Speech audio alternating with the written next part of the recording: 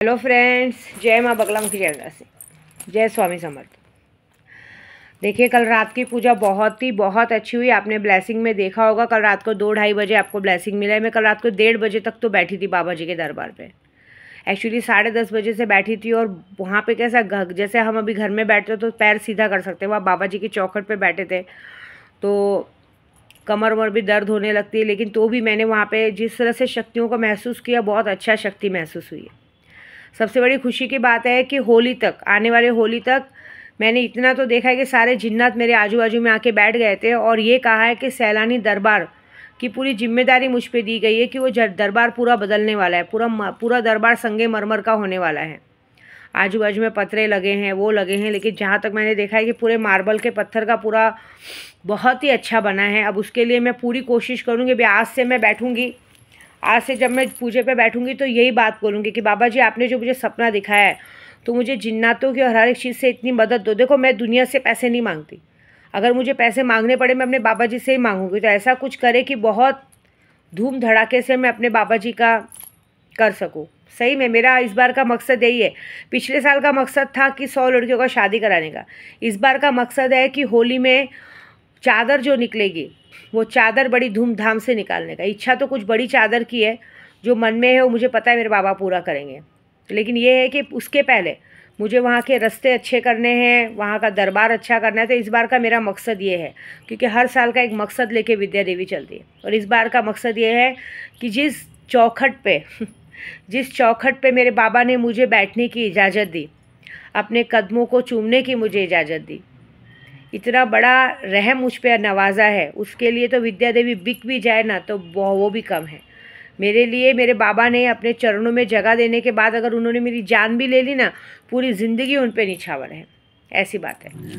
बाकी जितने लोगों ने मुझसे शक्तियाँ ली हैं, पंजाब से भी एक भाईजान ने शक्तियाँ ली है, जिसने भी ली है, एक बात याद रखो कि शक्तियाँ सब तक पहुँच रही है। क्योंकि मैं होटल में कहीं बैठ के पूजा नहीं कर रही हूँ, बाकायदा खास दरबार में जब बाबा जी सो रहे हैं, पूरी दुनिया, कल एक वहाँ पे औरत थी, बोल रही थी कि पूरी दुनिया खराटे मार के सो रही है और हम इतनी रात को बैठ के बाबा जी को परेशान कर रहे। तो आप सोचिए बाबा जी पहले किसकी सुनेंगे।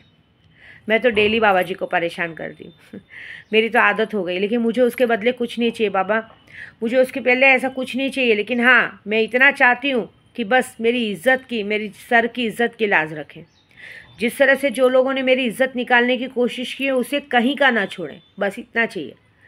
पैसे नहीं चाहिए, पैसे तो जितनी ज़रूरत है उतनी आप दे ही देते हैं।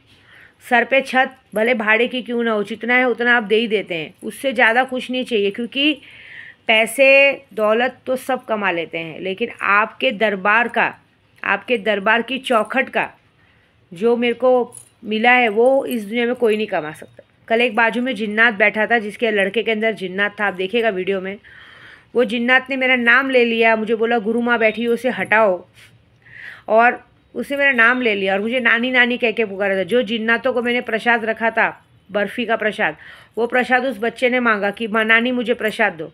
जिन्नातों ने खुद आके मेरे हाथ से प्रसाद लिया। इससे बड़ी दौलत किसी के पास है क्या?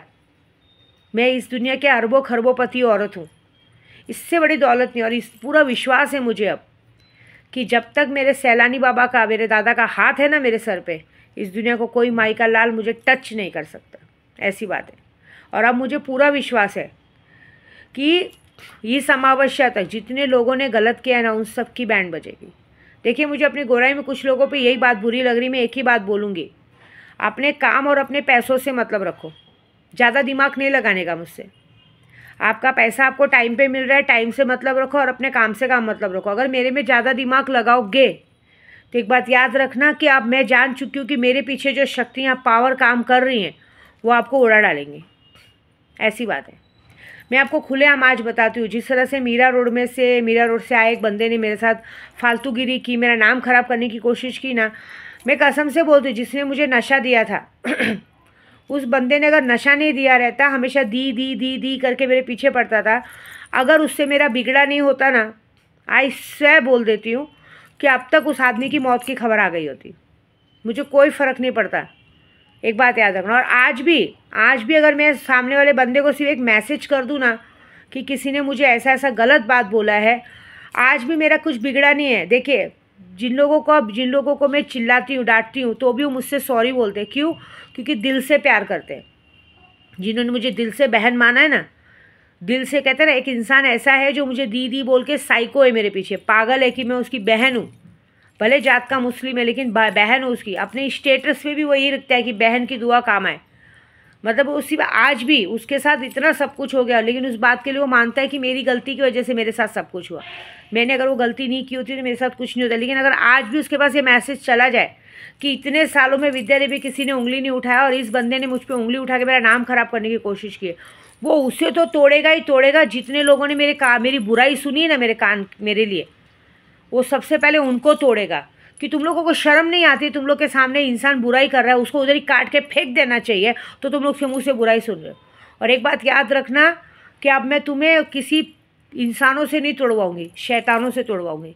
मैंने डेली ताले का काम शुरू किया है। तुम्हारे गांड में दम है तो बच के दिखाओ। मैंने डेली ताले का, अगर मैंने पूरी ज़िंदगी के लिए पागल नहीं किया, याद रखना किसी न किसी भगवान के चौखट पे पागल होकर भीख मांगोगे, ये बात याद रखना। क्योंकि तुम्हारी गलती ये है कि तुमने माँ के ऊपर गंदी नज़र डाली है। मैं माँ हूँ सबकी, माँ पे गंदी नज़र नहीं डाली जाती है, और तुम लोगों ने ये गलती की। अगर एक माँ अपने हाथ से निवाला खिलाती है ना, प्यार से अपने पास बिठाती है ना, मैं तो मेरे बेटे की भी दोस्त हूँ। मेरा बेटा ना हनी, उसकी भी दोस्त हूँ। मेरा छोटा सा लड्डू है, मैं उसकी भी दोस्त हूँ। 5 साल का मेरा बेटा है, मुझे वो बोलता है तुम कभी आओगे, तुम कभी जाओगे, ऐसा। मैं उस छोटे से बच्चे की भी दोस्त हूँ, तो क्या मैं उसकी गर्लफ्रेंड बन गई? मेरा इतना बेटा बड़ा लड़का है 19 साल का, मैं उसकी भी दोस्त हूँ। मैं सारी बातें उससे शेयर करती हूँ और वो मुझसे शेयर करता है। इसका मतलब क्या है? मैं उसकी भी कुछ हूँ। माँ अपने बच्चों के साथ दोस्त बन के ही रहती है। इसका मतलब नहीं कि बच्चे अपनी मर्यादा भूल जाए, अपनी जवानी में आके ये भूल जाए कि कौन बड़ा है कौन छोटा है। एक बात याद रखना, अब तो मैं दिल से श्राप देती हूँ, आजीवन के लिए नपुंसक इंसान हो जाएगा। ज़िंदगी भर पहले तो शादी नहीं होगी, और गलती से शादी हो गई तो आजीवन तुम्हें बच्चे का सुख नहीं होगा। और पहली बार जिंदा तो बचो, तब तो बच्चे का सुख हो, सब देखेंगे। ये बात तो पक्की है। मैंने अपने बाबा जी को रात को यही बोला है। इतने सालों में कभी किसी ने विद्या देवी उंगली नहीं उठाई है, और इस बंदे ने मुझ पर तो उंगली उठाने छोड़ो, नज़र उठा के देखा है। मैं चाहती हूँ कि इसकी नज़र ये शमशान घाट में पहुँचे। मुझे बहुत जल्द खबर आए कि ये इंसान शमशान पहुँचे। और यही नहीं, जिसके सामने इसने मेरे लिए बुराई की है, और जितने लोगों ने इसको मेरा इन्फॉर्मेशन दिया है, जितने लोग इसके साथ मेरे अभी बीच में भी मैं गई थी बराबर, उसको इन्फॉर्मेशन दे रहे थे। जितने लोगों ने मेरे साथ मेरा इन्फॉर्मेशन इसको दिया है, उनके भी घर में अभी आने वाले, जब तक वो लोग जिंदा है, खाने पीने सब चीज़ के लाले पड़ने चाहिए। सबके सब शमशान घाट पहुँचने चाहिए, ये मेरी इच्छा है।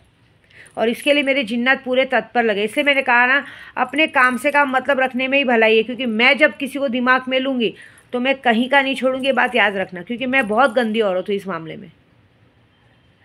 किसी को भी अगर आप माँ और बहन की नज़र से देखो तो ठीक है, तुम लोग रेबिस्ट बनोगे अभी से। कोई इंसान तुमसे बात नहीं करेगा, तुम लोग ज़बरदस्ती करोगे। हाँ, ये तुम्हारे माँ बाप ने सिखाया तुमको, ये तुम्हारा कल्चर है, ये आज का कल्चर है। अरे आज के कल्चर में तो आदमी लोगों का ऐसा हो गया कि बड़ी बड़ी औरतों को, अपने से उम्र की बड़ी औरतों को फंसा देगा, अपना खर्चा पानी चलाने का और घर चलाने का, ये कल्चर है। तो एक काम करो ना, खुद की घर की बहनों को क्यों छोड़ते हो? छुड़ाओ, शादी से उठाओ, लाओ, तलाक लेके अपने घर में लाओ, उनके साथ रहो, है ना, उन्हीं के साथ सोना उठना बेटा। अपनी माँ के साथ रहो ना। दूसरी औरतें तुमको माँ बोलने में शर्म आती है, खुद की माँ के साथ सो, समझ में आएगा। तुम जैसे लोगों को कीड़े पड़ने चाहिए, और जो होएगा ना वो बहुत बड़ा होगा। विद्या देवी जो करेगी बहुत बड़ा, क्योंकि मुझे पता है कि मेरे पीछे मेरे मस्तान बाबा का हाथ है, मेरे सैलानी बाबा का हाथ है। जीते जागते मैंने अपने सैलानी बाबा को मस्तान बाबा के रूप में, इंसानी रूप में देखा है। वली घूमते हैं। एक बात याद रखना, गोराई से लेके पूरे महाराष्ट्र, पूरी बोरीवली, पूरी जगह पे मैं एक ही बात बोलूँगी, पहले यूट्यूब सब्सक्राइबर को बोलूँगी, जो काम देते हो उस काम से मतलब रखो। ज़्यादा दिमाग लगाओगे ना तो एक बात याद रखना, तुम मेरा कुछ नहीं बिगाड़ पाओगे, मेरी शक्तियाँ तुम्हारा सब कुछ बिगाड़ देंगी। ऐसा भी हो सकता है कि तुम्हारे घर में कोई दिया जलाने वाला ना बचे, क्योंकि शक्तियाँ ये कहती है, तुम हमें काम के पैसे देते हो तो काम के से मतलब रखो। तुम हमें रहने के लिए घर देते हो तो तुम अपने भाड़े से मतलब रखो। मेरी पर्सनल ज़िंदगी में क्या हो रहा है उससे मतलब रखने का कोई हक नहीं। अगर तुमने मेरी पर्सनल ज़िंदगी में घुसने को देखा ना, तो मेरी शक्तियाँ तुम्हारी ज़िंदगी में घुस के तुम्हारा सब कुछ तबाह बर्बाद कर देंगी। ये बात मेरी लिख के लेना, मैं मजाक नहीं कर रही हूँ। अभी जिसने मेरा अकाउंट ब्लॉक करवाया ना, उसकी ज़िंदगी में भी आजीवन कभी प्यार नहीं रहेगा। वो लड़की भी ज़िंदगी भर के लिए तरसेगी। उसके साथ जो अभी होने वाला है, बहुत होगा कुछ दिनों में, पागल हो के वो भी किसी दरगाह में जाके बैठेगी कि मेरे पर भूत प्रेत पकड़ लिया। जिन्नात पहुंच चुके हैं सब जगह, ये बात याद रखना। मेरी चौखट तक अगर कोई मेरी इजाज़त के बगैर आता है, जो कोई भी आए, पुलिस, वकील, कुछ भी आए, याद रखना उनके पीछे शक्तियाँ हो जाती। फिर उनके घर में प्रॉब्लम, अब तक उनके घर में प्रॉब्लम शुरू हो गई होगी, उनके घर में बच्चे बीमार पड़ गए होंगे, कुछ ना कुछ उनके घर में शुरू हो गया होगा, कुछ ऐसा शुरू हो गया होगा जो वो लोग काट नहीं सकते। और ये सारा कुछ ये अमावस्या तक पूरा होने वाला है। ये 2 तारीख की अमावस्या तुम सबके लिए काल है। मैं देखो, मैं उन औरतों में से नहीं हूँ कि मैं माफ़ कर दूँ, मुझे बिल्कुल भी बर्दाश्त नहीं है। मेरा एक ही बात है कि अगर मैं किसी को सामने से इज़्ज़त देती हूँ तो वो अगर इज़्ज़त के लायक है तो इज़्ज़त ले, लेकिन अगर कोई मेरे ईमान धर्म तक आए तो मैं बर्दाश्त नहीं करूँगी। मैं उन औरतों में से नहीं हूँ कि सुन के लूँगी, चुप बैठ जाऊँगी। मैं जब तक, मेरी एक आदत है, जिसने मुझे नशा दिया था वो छोड़ो, लेकिन जिसने नशा देने के बाद मेरे परिवार के पीछे पड़ा था, मैंने उसको खाने के लाले पड़ा दिए, याद है ना? तो एक बात याद रखना, यहाँ तो इंसान डायरेक्ट मेरी इज्जत तक आ गया, उसके साथ मैं उसके पास कोई गुंडे भेजूंगी, ना कोई पुलिस भेजूंगी, ना कोर्ट कचहरी का मामला करूंगी। मैं उसका केस ऊपर की अदालत में दिया, और ऊपर की अदालत में जब केस गया तो वहाँ जो होगा उससे बच के दिखाना। एक बात याद रखना, जिस दिन से, मैं आपको सच बता रही हूँ, जिस दिन से मैं अक्कल कोर्ट से आई हूँ उस दिन से आज तक मैंने सिर्फ और सिर्फ ताले फेंके कि भगवान, जिस इंसान ने मेरा नाम खराब किया उसको उसकी क्या सज़ा देनी चाहिए। अब तक उसकी मौत की खबर क्यों नहीं आई? एक माँ के ऊपर आंख उठा के देखने की मौत की खबर क्यों नहीं? और जितने लोगों ने उसको, अब तक अक्कल कोर्ट से कोलकाता तक मैं गई, जितने लोगों ने मेरी इन्फॉर्मेशन वहाँ तक पहुँचाई है कि वो तुमको 50-60 करोड़ रुपए पगार दे रहा था, हाँ, या तुम्हारी माँ बहन को चोट के पूरा कर रहा था, ये बताओ। मैं उन भड़वों से पूछूंगी जो उसके पास इन्फॉर्मेशन पहुँचा रहे थे, वो लोग क्या तुम्हारी माँ बहन को खुश कर रहा था वो, कि तुम्हारे को पैसा दे रहा था कि तुम लोग उसको अपना सब खबर पहुंचा रहे थे? तुम्हारी मौत अभी तक क्यों नहीं है? मेरे को बाबा जी से बोलना है, जितने लोग, फ़ोन टूट गया लोगों का, फ़ोन ब्लास्ट हो गया लोगों का, तो भी गांड की चर्बी नहीं जा रही भोसड़ी वाले मादर चोदलों की। तुम्हारे साथ जो होगा ना वो बहुत बड़ा होगा, याद रखना। अब जो आगे होने वाला है 2 तारीख तक, उससे कोई नहीं बच सकता। तुम सबके नाम पे ताले का काम चालू है, खुलेआम विद्या देवी बोल रही है, जो उखाड़ते बने उखाड़ लो, ठीक है? जय माता दी।